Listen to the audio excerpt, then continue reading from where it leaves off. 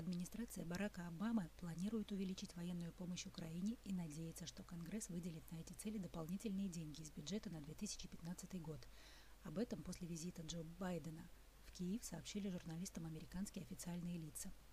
В пятницу вице-президент США провел встречи с президентом Петром Порошенко и премьер-министром Арсением Яценюком. Украинская сторона была разочарована тем, что не добилась от Вашингтона поставок наступательных систем вооружений. Однако Штаты отправляют Киеву другие типы вооружений.